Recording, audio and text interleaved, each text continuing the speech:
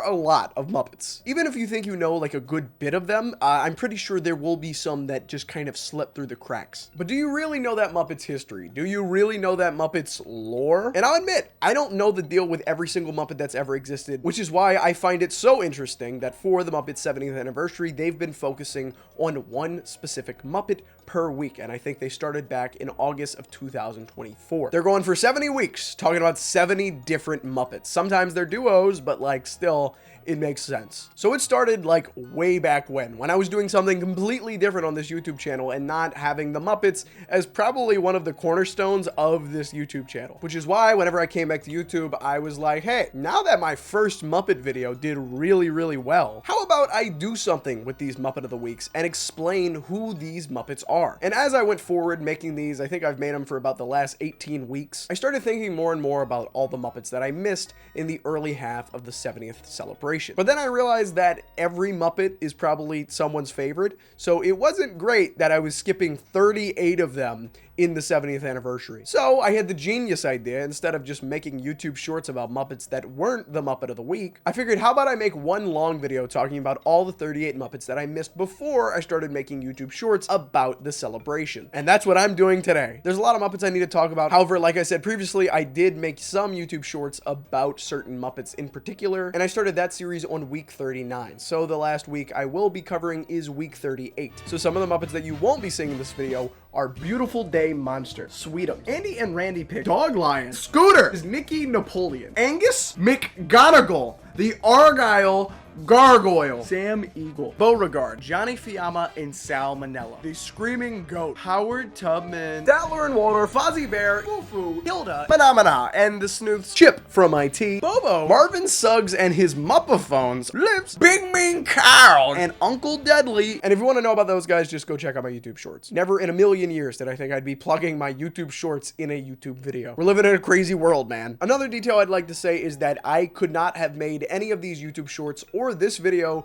without the help of Muppet Wiki. They do a great job keeping the filmographies and all the details about the Muppets straight. For the most part, I used a lot of their information and I did a little more research on the side, but they have a lot of stuff on there. So thank you to the guys at Muppet Wiki. Also, another fun thing about looking back at all these Muppets of the Week is that everyone I know personally has a birthday. So a fun game you can play in this video is tell me in the comments who is your Muppet of the Week. And for example, I'll give you a little spoiler. My Muppet of the Week is Nigel the Conductor because my birthday is January 12th and his Muppet Week started on January 10th and lasted until January 16th. So if your birthday falls in between January 10th and January 16th, then you have Nigel the Conductor. See, it's not that hard to figure out who your Muppet of the Week is, but comment down below who's your Muppet of the Week. And while you're down there, hit subscribe, like, and without further ado, let's look back at the history and lore of the first 38 Muppets of the Week. Rowlf the Dog was the first Muppet of the Week, from his week spanning from August 23rd to August 29th. Besides Kermit the Frog, Rowlf was one of the first Muppets to reach national stardom. He was a member of the Jimmy Dean Show from 1963 to 1966. However, he first appeared in 1962 in a Purina Dog Chow commercial. Purina Dog Chow will really make a hit with your dog. Are you sure it'll make a hit? Positive. He was also one of the first non-abstract looking Muppet characters. Like, you could tell that Rowlf was supposed to be a dog. I mean, I guess the only part that didn't look very dog-like was his round head that was made out of a basketball. However, as you may know, Rowlf is not just a one-trick pony who knows how to play the piano. Coddleston, Coddleston, Coddleston pie. A fly can't bird, but a bird can fly. He's a wisecracking and punny guy who actually is bilingual and can speak English and knows how to speak dog. Let me talk to him. Woof, woof, woof, woof. It helps to know a second language. Another notable thing about Rowlf was that he was originally voiced by the late, great Jim Henson. Hey! Son of a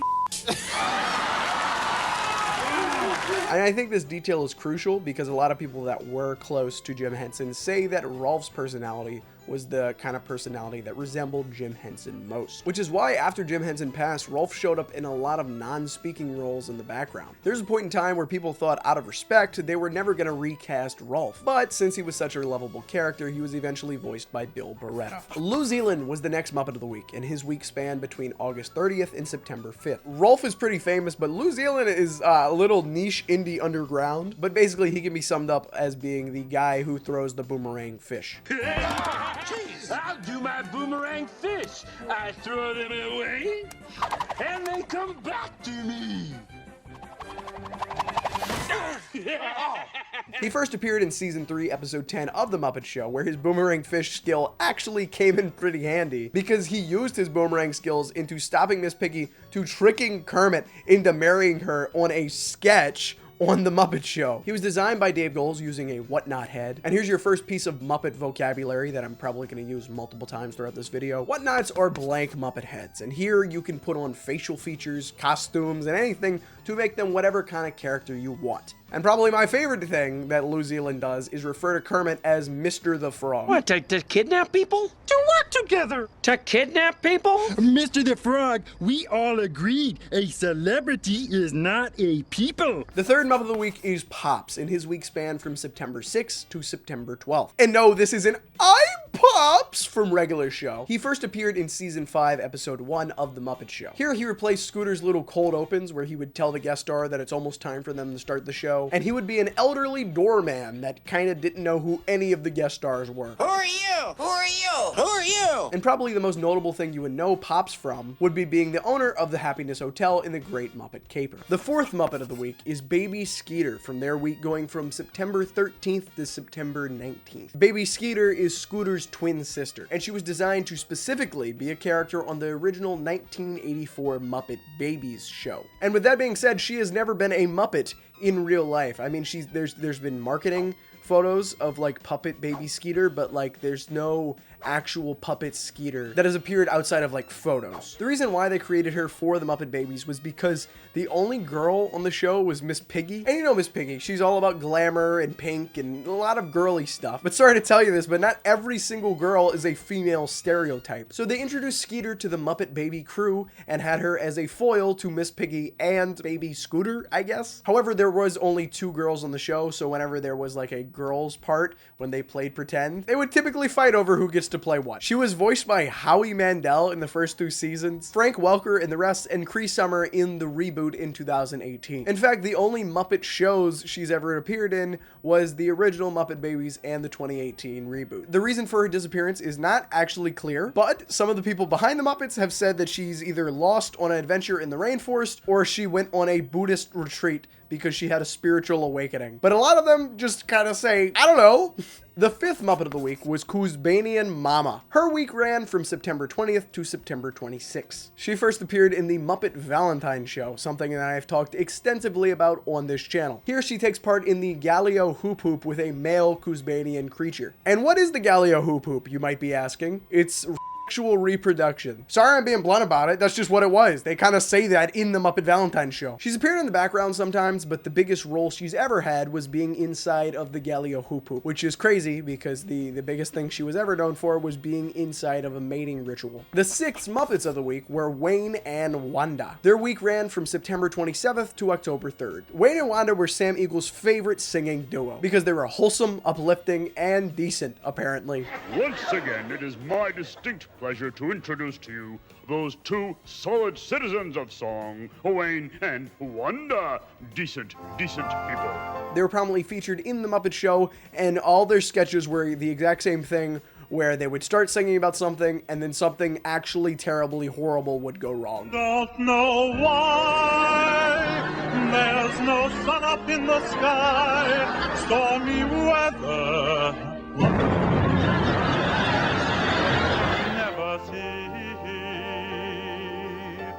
A poem lovely as a tree.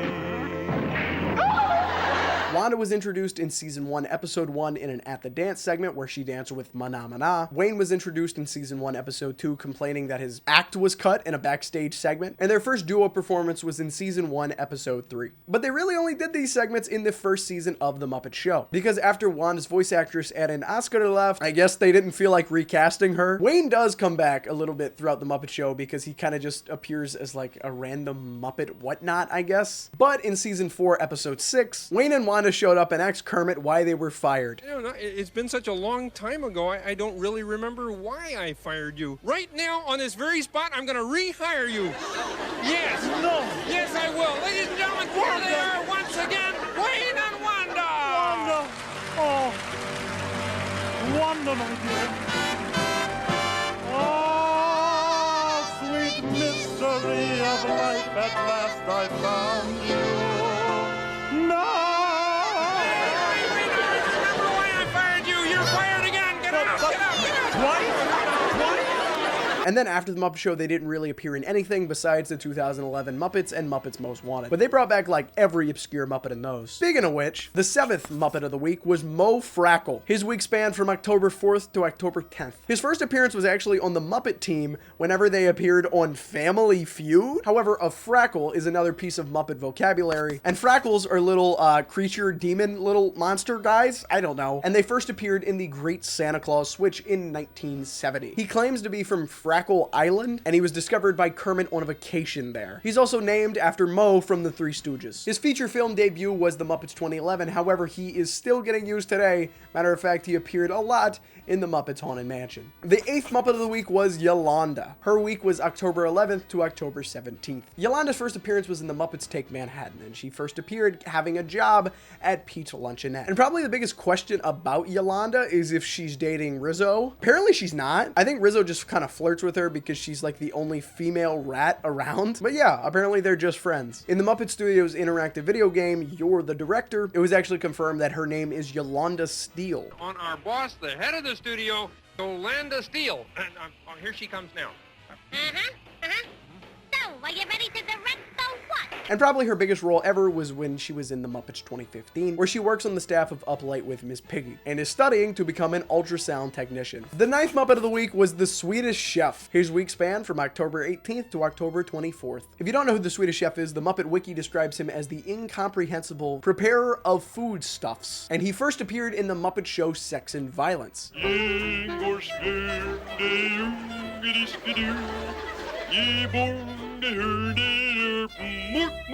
Although he was originally voiced by Jim Henson, a lot of the hand work he did was the hands of Frank Oz. So those realistic hands on the Swedish Chef are Frank Oz's actual hands. Also, I didn't know this. Apparently he was so popular in the year 1988 that he had his own cereal called Crunchy Stars. And later on, when the Swedish Chef was voiced by Bill Beretta, he typically used the hands of Steve Whitmire. This is actually why in his modern appearances he has a ring on his finger, because one time when they were filming, Steve Whitmire left his ring on his finger, so now just canonically the Swedish Chef is married. I hope they have a loving relationship. The 10th Muppet of the week was the Muppet Ghost. His week was from October 25th to October 31st. He was the Halloween one. The first time this kind of Muppet Ghost has appeared was in season 1, episode 19 of The Muppet Show, aka the Vincent Price episode, aka my favorite episode of The Muppet Show. This ghost design is specifically the Muppet Ghost design because he looks like a person wearing a sheet, and he's kind of just got little eye holes and a mouth. He's very simplistic, but I think the Muppet Ghost might be like kind of one of my favorite designs for a ghost in any kind of fiction ever. Also, typically how they make the ghost look transparent is by filming them against a black, green, or blue screen. And after that, they're composited into the shot, and it gives them a transparent and floating look to them. I don't know, it's a Muppet Ghost. The 11th Muppet of the week was Zoot. His week was from November 1st to November 7th. Zoot first appeared in the Muppet Show Sex and Violence with the rest of the Electric Mayhem. And apparently he's a 50-year-old burnt-out musician. Sax is his axe. And he's probably most well known for doing that last saxophone note at the end of the Muppet Show.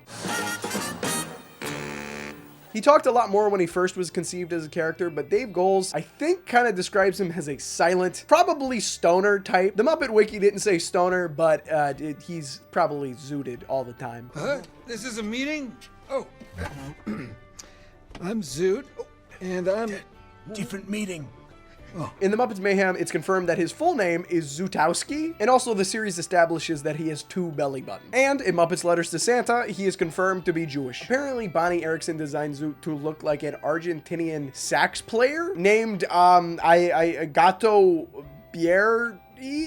Sorry, I don't know how to say that guy's name, but it's on the screen right now. The 12th Muppet of the Week was Behemoth, also known as Gene. His week was November 8th and November 14th. He's that big orange guy that I'm sure you've probably seen randomly in the background, and he first appeared in season 1, episode 14 of The Muppet Show. Here, he was a full body character, and he looks a little different than he does now, but it's apparently still the same guy. Of course, the term behemoth refers to him being a large, giant creature, and he was first called this in season 2, episode 5 of Muppets Tonight. However, once Bill Barretta started voicing the character in 2011, he named him Gene, after his brother, who's an animator and illustrator named, you guessed it, Gene Barretta. Apparently, the reason behind his name being Gene and also Behemoth is that Gene is his real name, while Behemoth is his stage name. That's pretty interesting detail that I might look back on whenever I make another Muppet lore video, okay? Go check that out if you can. However, this name goes even deeper because he has a nickname that he's credited as in the Muppets Haunted Mansion, which is Clean Gene. This was also an idea given by Bill Barretta because he thought it would be funny if he was like a monster obsessed with like cleanliness. The 13th Muppet of the Week was Animal, from November 15th to November 21st. Animal is the crazed drummer of the Electric Mayhem, and of course he first appeared in the Muppet Show Sex and Violence. But unlike the rest of the band, Animal was kind of locked up in a cage backstage, kind of a sewer backstage, and that's how he made his first appearance. Animal claims that drummer Buddy Rich is one of his idols, and he's been playing the drums since 1971. Animal, why don't you tell our audience, how long have you been playing the drums? 1, 2, 3,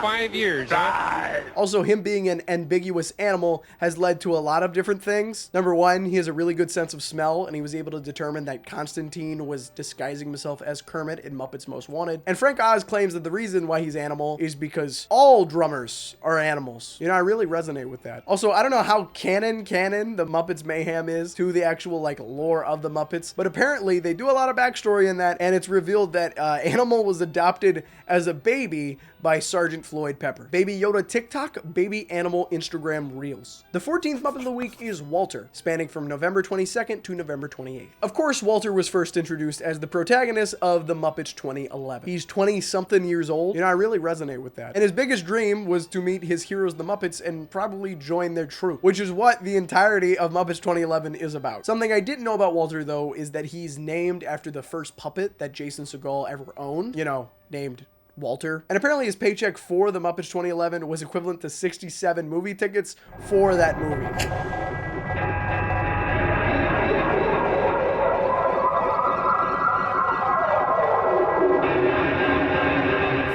The 15th Muppet of the Week was Link Hogthrob, November 29th to December 5th. Link Hogthrob is the narcissistic cleft-ching pig from Pigs in Space, and he first appeared in season 2, episode 3 of The Muppet Show. Unlike some characters that are featured just in their segments, he would appear a lot on stage and off stage. Apparently his blonde hair is fake, and he wears a toupee and a girdle because he's so vain. And also, if you didn't know this, his last name is a pun on the word heartthrob because he's a heartthrob actor. And similar to Rowlf, this character was almost retired after the tragic passing of Jim Henson. This is because, according to Brian Henson, whenever Jim Henson had to do very adult activities like cutting the Thanksgiving turkey, he would do the Link Hogthrob voice where he'd be like, "I am cutting the turkey." I don't voice Link Hogthrob. I really don't, so I'm not gonna try to do the impression. The 16th Muppet of the Week was the Ghost of Christmas Present, December 6th, December 12th. His one and only appearance was in the Muppet Christmas Carol, where he is quite literally just a puppet version of the Ghost of Christmas Present seen in Charles Dickens' A Christmas Carol.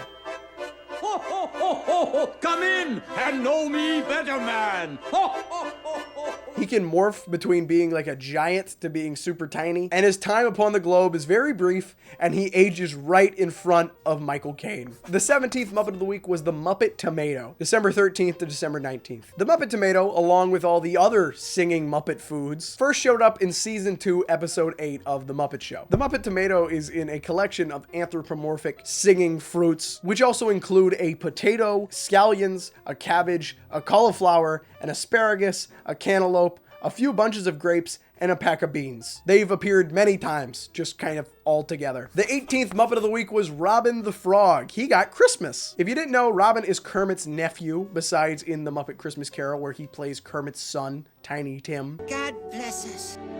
God bless us, everyone. His whole thing is that a lot of people don't notice him because he's so tiny, and he's best friends with Sweetums. Robin first appeared in the 1971 special, The Frog Prince, where he played the prince when he turned into a frog. But that was his like non-canonical appearance. The first time he ever showed up as Kermit's nephew was in Season 2, Episode 12 of, you guessed it, The Muppet Show. Apparently Robin is named Robin because he was born in canon on the first day of spring. So he's named after the bird, Robin. The 19th Muppet of the Week was Crazy Harry. He was December 27th to January 2nd. He got New Year's Eve, probably because, you know, he likes explosives. Matter of fact, that's his entire thing. If you say anything remotely close to explosion or, wow, this place about to blow up, he just comes in and then just lets off a bomb. And so that means our show tonight should be a real bang-up affair. Did somebody say bang? No. He first appeared in the Muppets Valentine show named Crazy Donald. This was a reference to one of the Muppet builders who's typically focused on a lot of the pyrotechnics. However, in the Muppet Show Sex and Violence, his name changed to Crazy Harry. And apparently, I'm not making this up, I read this on the Muppet Wiki, after 9/11, they stopped using Crazy Harry as much because they said explosions weren't as funny anymore. The 20th Muppet of the Week was Thog. He was January 3rd to January 9th. Thog's original appearance was 9.5 feet tall, and he first appeared as a henchman in The Great Santa Claus Switch, where he was partnered with a green monster named Fig. In an early interview, Jim Henson said that Thog was a large Frackle. Remember that term from earlier? But people say that's not true. And they say he is not a Frackle. So what is a Frackle? What are we gonna define it as specifically? The 21st Muppet of the Week is Nigel the Conductor. He was from January 10th to January 16th. My birthday! Nigel first appeared as the host in the Muppet Show pilot, The Muppet Show Sex and Violence. Here he was the host, but he kind of became Nigel the Conductor once he joined the Muppet Show crew, because he was the conductor inside of the Muppet Show's band. In fact, in Season 1, Episode 23, it's confirmed that he was the one that wrote the Muppet Show theme song. Because your noble conductor, Nigel, here, has offered to write a new theme. We're leaving. Yeah, but why? He wrote the first one, man. Unlike most Muppets, he has eyelids on top of his eyes. And apparently Nigel isn't even his first name, because whenever they were trying to refurbish him to put him in a museum, they found out his name was Walter. I feel like Walter's name may have more of an origin than just Jason Segal's puppet. Oh, wow, like the 22nd Muppet of the Week was totally Janice. She ran from January 17th to January 23rd. Janice was the lead guitar player inside of the Electric Mayhem, and you guessed it, she first appeared in the Muppet Show Sex and Violence along with the rest of them. Typically, it's alluded that she has some kind of on and off again relationship with Floyd, who's the bass player in the Electric Mayhem. We'll get to him later. And as much as she's kind of shown to be a hippie, she is in fact a flower child because her mom's name is Daisy. Also, she's allergic to lying. She sneezes every time she lies. The 23rd Muppet of the Week is Bubba the Rat, January 24th to January 30th. There isn't much to say about Bubba the Rat. He first appeared in the Muppets from Space, and he is a tough talking Brooklyn accent kinda lab rat. How you doing? I'm Bubba. He's that for like the rest of time. How you doing? The 24th Muppet of the Week is Camilla, January 31st to February 6th. Camilla the chicken is the specific chicken that Gonzo is in love with, and she first was introduced in Season 3, Episode 18 of The Muppet Show, where she and Gonzo have their first date ever. Similar to how Miss Piggy started off as just a pig in the background, and Rizzo started off as just a background rat, Camilla evolved from being just a random chicken in the background. Now, here's the thing about Gonzo and Camilla's relationship. He dearly loves Camilla, but unfortunately, he can't tell any of the chickens apart. So whatever chicken he's chasing after in the moment, to him, that is Camilla. Wow, nice looking chickens. What? Oh, no hard feelings, honey. Gonzo loves the idea of Camilla more than he actually does the specific chicken Camilla. This is crazy stuff, man. The 25th Muppet of the Week is Sergeant Floyd Pepper, February 7th to February 13th. Bass is Floyd's ace, and he first appeared in the Muppet Show Sex and Violence. However, similar to Animal, he wasn't introduced with the rest of the band. He first was introduced as kind of a tertiary host, maybe a secondary host, with Sam Eagle and Nigel for the show. And if you didn't know, Floyd's whole aesthetic slash costume is based after a Beatles album, which is entitled Sgt. Pepper's Lonely Hearts Club Band. Sergeant Floyd Pepper, Sergeant Pepper, you know? Some of his musical influences are Fats Waller, Fats Domino, Minnesota Fats, and David Fathead Newman. Well, what in the name of Fats Waller is that? A 4-foot prune. A 4-foot prune. Also, in 2016, he was apparently 43 years old. So that makes him, how many years ago was 2016? 52 now? The 26th Muppet of the Week is Polly Lobster, February 14th to February 20th. He got Valentine's Day. Yeah, Miss Piggy apparently was mad about this in an Instagram video, but this guy first appeared in Muppet's Treasure Island. Although he is called Polly Lobster, some people call him Bad Polly, and he is the companion of Long John Silver in the Muppet's Treasure Island. He also appeared in 7 episodes of Muppets Tonight, and that's all he did. The 27th Muppet of the Week is Dr. Bunsen Honeydew, February 21st to February 27th. Although starting on season 1, episode 8 of The Muppet Show, he first appeared alone. In season 2, that's when he would get his partner, maybe in more ways than one, Beaker. Bunsen Honeydew's name comes from the scientific instrument called the Bunsen burner, and the shape of his head, which looks, you know, like a honeydew. Also in 2004, he won an internet poll for Britain's favorite cinematic scientist. And one of the people that they beat was Spock from Star Trek by a margin of 2-1. And now I'm gonna run back to the Beaker thing. Do you guys think you guys think they're dating? Like, yeah, it's kind of toxic because Beaker will literally get abused, like physically, for Dr. Bunsen Honeydew. Is he a loyal companion? Is he more than that? Me personally, I think they're low-key romantically interested in each other. Bunsen and Beaker, why are you wearing each other's clothes? If it happens outside of work, we don't owe him an explanation. The 28th Muppet of the Week is Beaker, from February 28th to March 6th. Beaker first appeared in season 2, episode 2 of The Muppet Show, and Kermit described him by saying that if somebody's gonna get hurt, it's gonna be Beaker. Also, in the 3rd season, apparently he was a stagehand along with Beauregard. And an interesting trait of Beaker that I really like is the fact that whenever he gets electrocuted, his eyes light up. And contrary to popular belief, he doesn't only just go, me, me, me, me, me, me, me, me. There has been instances where he said like small little phrases. But the effect is sadly temporary. But since he has such a limited speak, a lot of Muppet people have said that he really, really likes the internet because he can actually talk on the internet and he doesn't feel the need to just meep, you know? And I'm adding this in here for me. I did it in another Muppet of the Week. I might as well bring it in here. In the 2011 Halloween episode of Monday Night Raw, it was confirmed that he's the Celtic warrior Seamus's cousin. Oh, I'm afraid I can't make the family reunion this year. I know, man. Listen, do me a favor. Will you please tell Aunt Teresa I said hello, yeah? Put that in your pipe and smoke it, fella. And now it's time for the final 10 Muppets. And with only 10 Muppets remaining, I would like to say thank you for watching this far. I hope you're kind of interested and you didn't just skip to a random Muppet. Also, I'd like to remind you to like this video and subscribe because this was a lot of work. And I am actually trying to grow a YouTube channel here. I'm not just doing this for fun anymore. I'm trying to actually get subscribers. So if you like this kind of video, want to see more videos like this, I can maybe do this with other franchises. And yeah, did I have any more announcements? Oh yeah, I did. I'd like to take a moment to say that I am bringing back my Discord server. You know how I said I'm trying to like kind of build a community, trying to grow this channel? I feel like talking to each other is the best way to grow a community. And it's not just about the Muppets. It's not just about me.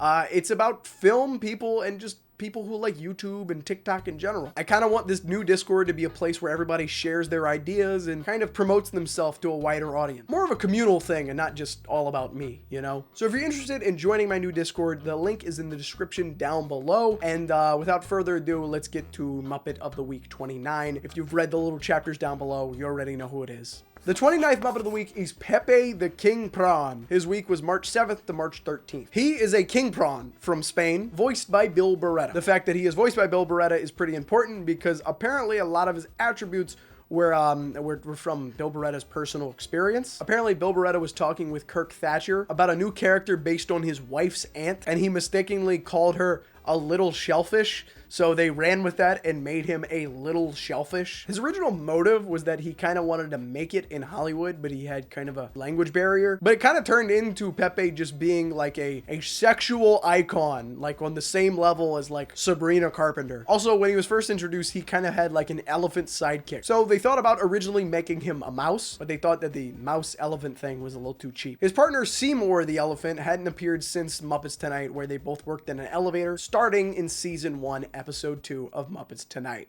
The 30th Muppet of the Week is Mildred Huxtetter, March 14th to March 20th. She first appeared in the Muppets Valentine show. And apparently, nobody really knew what she did in the Muppet Theater whenever she was actually on the Muppet Show. She kind of just showed up. She was randomly in sketches and she was randomly just backstage. What does she do? But apparently she's extremely well educated because she has a bachelor's, a master's, a PhD, an OBE, and an RSVP. Also, she has kids because in season 1, episode 8 of the Muppet Show, it's revealed that she has a grown son. You say that's your boy? Huh, how could you have a son that age?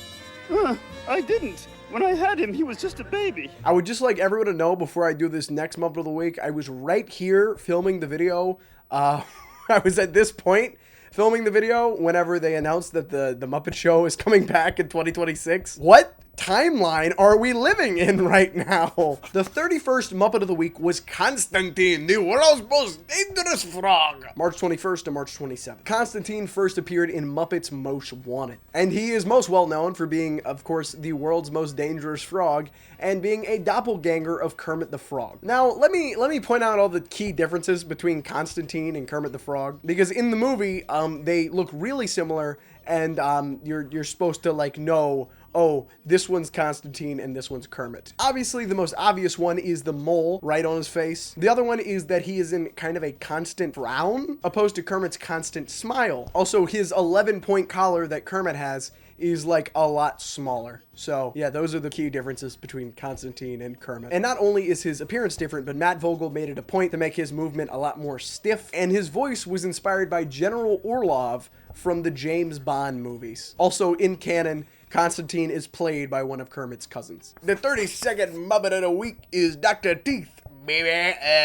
Technically, the first time Dr. Teeth appeared on a Muppet programming was not The Muppet Show Sex and Violence. I mean, I guess that's the first time he's appeared as an actual Muppet character. The first time he ever appeared was on the Mike Douglas Show on the February 5th, 1975 edition. He is the leader of the Electric Mayhem, previously the Dr. Teeth and the Electric Mayhem. And he's gone through a transition that not a lot of Muppets have done, which is he started with like rod moving hands, and then he transitioned into like actual puppeteering hands, you know? In Muppets Mayhem, it was revealed that he is an accredited dentist, and he's inspired by jazz keyboardist Dr. John Taylor. A working name for him was Leon Dr. Elton John Don't Shoot the Piano Player, and his vocabulary is a reference to Dr. John. The 33rd Muppet of the Week was Rizzo the Rat. He was April 4th to April 10th. He first appeared on season 4, episode 18 of The Muppet Show, and he didn't get a name until season 4, episode 22. As you may know, he is good friends with Gonzo and Pepe, and his original rat puppet was made out of a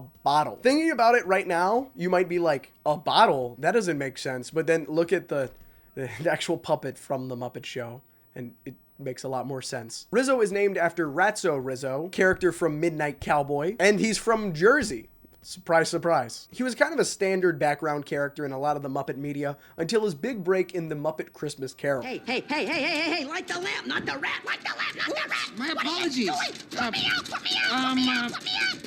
Rizzo, what? This is where it really solidified his friendship with Gonzo and made him a main character inside of the Muppet universe. However, that didn't last too long because they couldn't find a spot for him in the Muppets 2011. Also, after Steve Whitmire was fired in 2017, Rizzo hasn't appeared much after that because a lot of Rizzo was based off of stuff from Steve Whitmire. Like, he kind of invented that character. My favorite thing Rizzo has done, though, is probably do that little salt shaking scene in Muppets Take Manhattan, or whenever he dressed up as Mickey Mouse in Muppet Vision 3D. Well, of course, certainly. Ladies and gentlemen, we have an unexpected surprise. I have the great honor of introducing the one, the only movie, Mr. Mickey Mouse. Hello, hi there. Welcome to my park. How you doing? Hello. The 34th Muppet of the Week is Joe the Legal Weasel. Joe the Legal Weasel, also sometimes referred to as Joe from Legal, was first introduced in a marketing thing for the Disney Plus show Muppets Now. Typically, he's there to offer safety guidance to whatever's about to happen, and his whole thing is he just makes a lot of legal jokes and is there to not get the Muppets sued, I guess. Also, apparently, he was originally a prairie dog Muppet, and he was named Pedro the Prairie Dog. However, he does not want you to know this, and if he writes it on any legal document, it will be redacted. Right in the middle of the road, the 35th Muppet of the Week was Bean Bunny, April 18th to April 24th. This was another one of Steve Whitmire's babies. And after his first appearance in The Tale of the Bunny Picnic, Jim Henson tried to push him so hard as a main Muppet character. His whole thing was that they tried to make him insufferably cute. In fact, in the Jim Henson Hour, apparently they said that the only things that would get views on television was sex, violence, and Bean Bunny. So just go, shoot, shoot, shoot. Well, that's the last thing I need.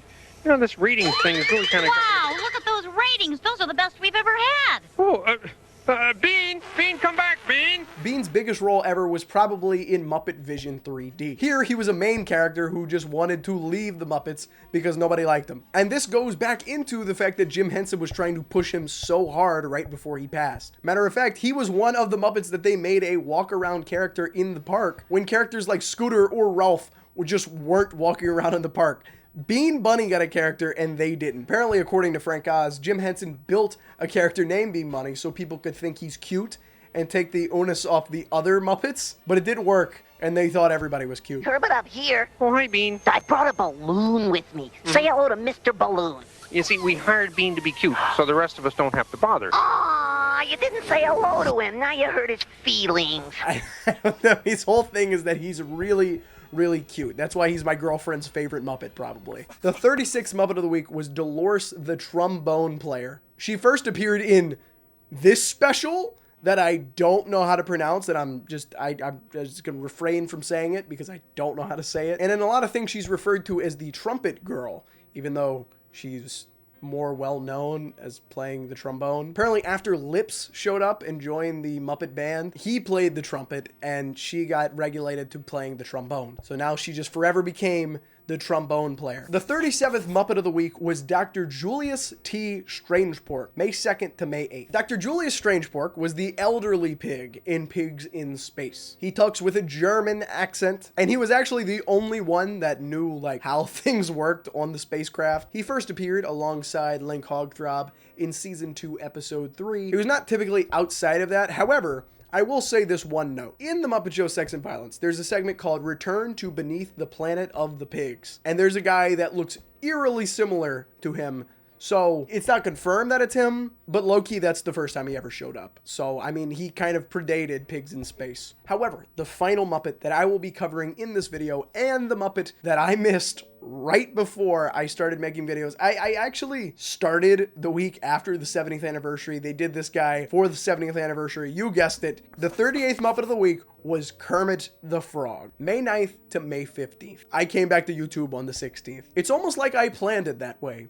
Who's to say, really? Similar to Rowlf, he appeared way back when on Jim Henson's first show, Sam and Friends. Here, he wasn't even actually a frog. It took him until The Frog Prince, where Robin showed up, in order for him to get the frog persona. In Sam and Friends, he was just an ambiguous lizard. And there's so much other information I can say about Kermit the Frog, so I'm just gonna say a lot of fun facts and interesting details about it. Because if you really want to know everything about Kermit the Frog, I could make a whole feature-length video about everything to do with Kermit the Frog. He's probably the most popular Muppet, as he's on the logo and he first appeared in Sesame Street. And apparently addressing that Miss Piggy issue about like if they were ever married and if they were dating, apparently the answer is that every single wedding that Miss Piggy and Kermit had was staged for a movie. And Kermit claims that they have a completely professional relationship, whereas Miss Piggy is in denial and she is head over heels in love with Kermit the Frog. I've talked about this in videos before, but there was a point in time where people thought that Kermit the Frog was over commercialized and he was a children's character because he was on Sesame Street so much. So there was also a point in time where Jim Henson tried to come up with a new major Kermit the Frog Frog type character. But it didn't work because you can't outdo the doer, which is Kermit the Frog. Which is why, as the Muppet Show was being developed, they started with some guest stars like Wally in the Muppets Valentine's Show and Nigel in the Muppet Show Sex and Violence. But eventually, they decided that Kermit had to be the protagonist, main character, host of the Muppet Show because he's the most famous Muppet ever. Of course, for such an iconic character like Kermit the Frog, he's had 3 prominent voice actors. He's had Jim Henson, Steve Whitmire, and now he's voiced by Matt Vogel. Matt Vogel is the one that a lot of people are like, but I don't know. He's getting a lot better with it, I will admit. I saw his speech at Maryland University, and he's starting to sound a lot more like Kermit the Frog. Dreams are how we figure out where we want to go. Life is how we get there. Dreams are how we figure out where we want to go. And life is how we get there. I think Matt Vogel has the chops to eventually take over, but it is going to take a lot of getting used to because, you know, switching any voice actor is going to take a lot of getting used to because it's changing what you're used to. But with that being said, I am now up to date with every single Muppet in the Muppets 70th anniversary, and you should know who all of them are. I want to say thank you to everyone who sticked around and watched this entire video. If you skipped through and skipped like Koozebanian Mama or what. But if you watched this far, you clearly like something about me. So how about you hit subscribe? Check out those videos I'm making weekly about whoever the new Muppet of the Weeks are. And if you guys like this video, I might explain characters in other franchises or make another video like this when the 70th anniversary is over, talking about all the ones that I made YouTube shorts about, which might be a lot easier research-wise for me. But yeah, I'm gonna go to sleep, and I am so excited for that new Muppet Show that's coming out. I might make a video about that pretty soon, but yeah, I hope you guys enjoyed. Join my Discord if you missed that part of the video and you're interested, and I will see you guys next time.